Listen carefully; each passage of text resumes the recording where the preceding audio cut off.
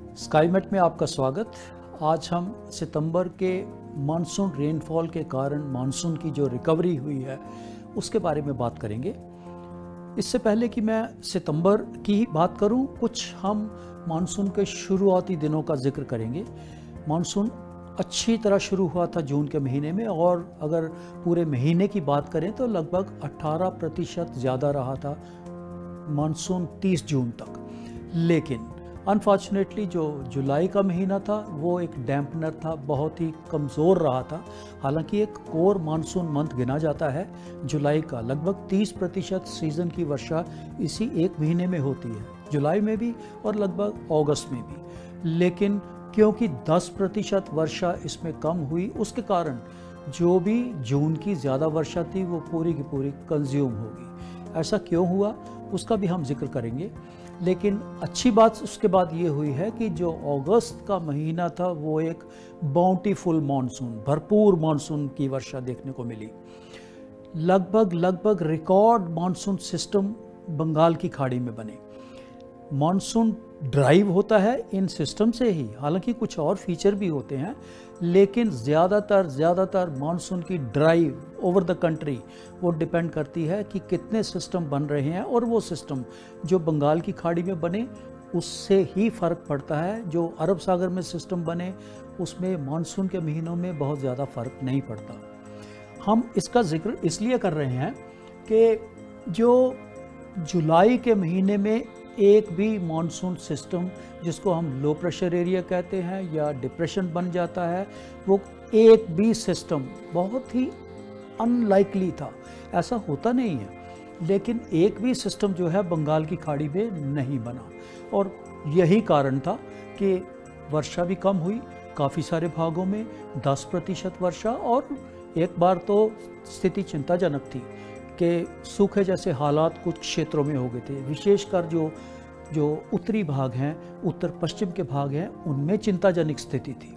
लेकिन जैसा मैंने कहा, अगस्त के महीने में रिकॉर्ड 5 लो प्रेशर एरिया और उसमें से कोई डिप्रेशन भी बने, ये सिस्टम बन गए। उसके कारण रिकवरी ऐसी मंथ अगस्त जो था 27% बढ़ोतरी के साथ बंद हुआ, जो कि पिछले 40 सालों में, उससे भी ज़्यादा सालों में पहली बार ऐसा हुआ कि अगस्त के महीने में इतना रेनफॉल हुआ, जिसके कारण रिकवरी हुई। दूसरा कारण ये था कि जो भी बंगाल की खाड़ी में, जो मैं जिक्र कर रहा हूँ, सिस्टम बने, जो लो प्रेशर एरिया, वो ज़्यादातर मध्यवर्ती भागों से होके गुजरे, जैसे उड़ीसा से लेके छत्तीसगढ़, मध्य प्रदेश और राजस्थान तक, गुजरात तक। जब इनका ये ट्रैक होता है तो इससे फ़ायदा सिर्फ ये होता है कि जो भी मध्य भारत से होकर ट्रैक जाते हैं उनका असर उस ट्रैक से लगभग 200-300 किलोमीटर उसके उत्तर में या दाहिनी तरफ कहें, या 200-300 किलोमीटर उसके बाईं तरफ कहें, इन क्षेत्रों में उनका प्रभाव रहता है। कहने का मतलब है, इस ट्रैक से कम ये फ़ायदा हुआ कि बहुत सारा एरिया जो हमारे पूर्वी भागों में और मध्यवर्ती भागों में था, उनसे मानसून की अच्छी वर्षा देखने को मिली। महाराष्ट्र के लगभग सभी क्षेत्र, विदर्भ, मराठवाड़ा, मध्य महाराष्ट्र, आज के दिन में सामान्य या सामान्य से ज़्यादा। यही स्थिति छत्तीसगढ़ की भी है, यही स्थिति मध्य प्रदेश की भी है, और यही जो हम अगर बंगाल की, बिहार की बात करें, झारखंड की, उड़ीसा समेत, ऐसी ही स्थिति है। तेलंगाना में तो बहुत बारिश हुई है, और उसके साथ दक्षिणी भागों में भी, आंध्र प्रदेश में भी रिकॉर्ड रेन है। तो मैं बात कर रहा था इसकी कि इस ट्रैक का हमें बहुत फ़ायदा हुआ है। अगर यही ट्रैक ऐसा ना हो के, जनरली कई बार यहाँ से ट्रैक होके और ये नॉर्थ वेस्ट की तरफ मूव करते हैं, जो कि उत्तर प्रदेश से होते हुए दिल्ली की तरफ से ऐसे हरियाणा की तरफ बढ़ते हैं। अगर ऐसा हो तो इनका काफ़ी सारा रेनफॉल जो है इस क्षेत्र में, जो कि हमारे एरिया के बाहर है, उसमें चला जाता है, जो कि मानसून में काउंट नहीं होता। तो इसलिए परसेंटेज जो मानसून का हो इतना ज़्यादा नहीं बढ़ पाता। तो अच्छी बात सिर्फ ये हुई, हालांकि इसमें कुछ थोड़ा नुकसान भी हुआ कि पंजाब और हरियाणा तक ये सिस्टम नहीं पहुंच पाए, और इसलिए उसमें वर्षा कम है। सामान्य से वर्षा लगभग 12% अभी भी आज के दिन में भी दोनों स्टेट्स में उससे कम है, लेकिन शायद ये दोनों स्टेट काफ़ी रिसोर्सफुल हैं, ग्राउंड रिसोर्सेज बहुत अच्छे हैं, कैनाल नेटवर्क अच्छा है, वाटर रिसोर्सेज रिजर्वायर्स अच्छी स्थिति में हैं, तो हो सकता है इससे कोप अप कर जाएंगे।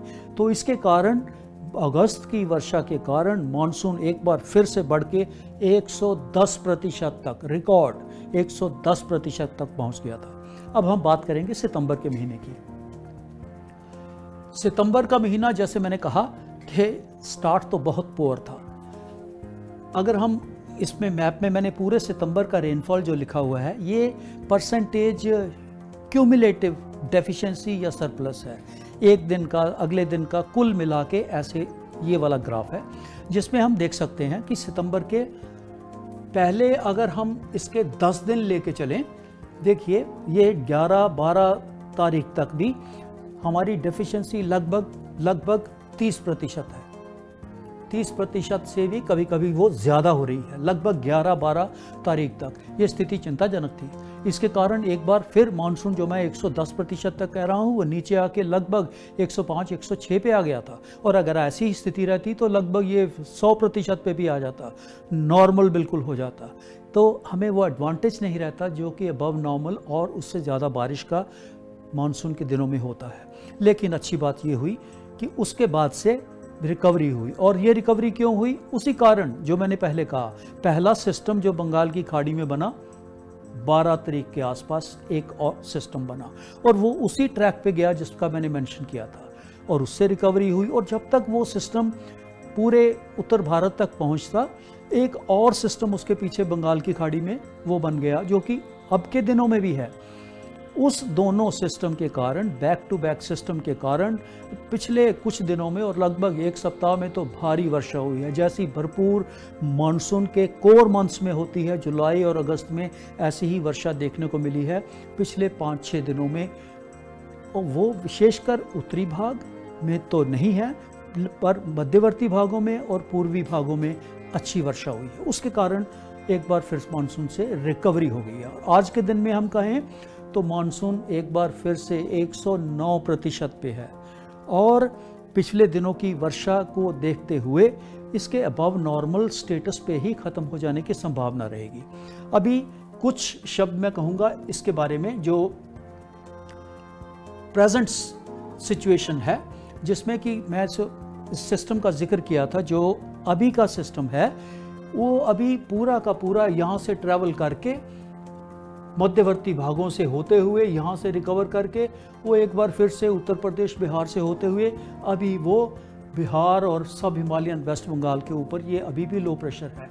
इसने सबसे ज़्यादा रिकवरी की है सितंबर के महीने में, और अभी और 2 दिन तक, हालांकि इसका प्रभाव अब नॉर्थ ईस्ट पे रहेगा ज़्यादा, सिक्किम, सब हिमालयन वेस्ट बंगाल और नॉर्थ ईस्ट इंडिया पे, लेकिन इसके कारण बिहार में भारी वर्षा, बहुत भारी वर्षा हुई है पिछले 48 घंटों में, तो बहुत भारी वर्षा। उसके साथ ही साथ उससे पहले उत्तर प्रदेश के काफ़ी क्षेत्रों में, इसके कारण इस एरिया में डेफिशिएंसी थी पहले कुछ मानसून की, लेकिन इसके कारण वो लगभग एटलीस्ट रिकवरी बहुत ज़्यादा है।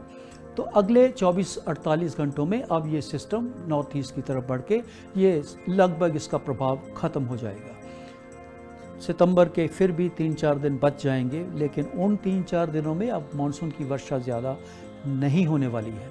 इसलिए जो 109% पे अभी मानसून है, वो हो सकता है 1% कम भी हो जाए, और एंड जो होगा मानसून सीज़न का, ऐसा मेरा मानना है कि 108% के आसपास होना चाहिए। हालांकि एक और सिस्टम ज़रूर बन रहा है बंगाल की खाड़ी में, लेकिन जब तक उसका प्रभाव देखने को मिलेगा, हमारा 30 सितंबर का समय जो है मानसून सीज़न का, वो ख़त्म हो जाएगा। 29 तारीख के आसपास बनेगा वो सिस्टम, यहाँ बन रहा है, लेकिन इन दिनों जो सिस्टम बनते हैं वो बिल्कुल थोड़ा सा ही अंदर जाकर रिकवर कर जाते हैं, वो आगे तक नहीं जाएगा। उसका प्रभाव देखने को ज़रूर मिलेगा बिहार में, झारखंड में, पश्चिमी बंगाल में, उड़ीसा के कुछ भागों में और नॉर्थ ईस्ट इंडिया में। तो ये था मानसून का अपडेट और मानसून की अभी तक की जो सफ़र था उसके बारे में जानकारी। आप और जानकारी के लिए कृपया देखते रहिए स्काईमेट। धन्यवाद।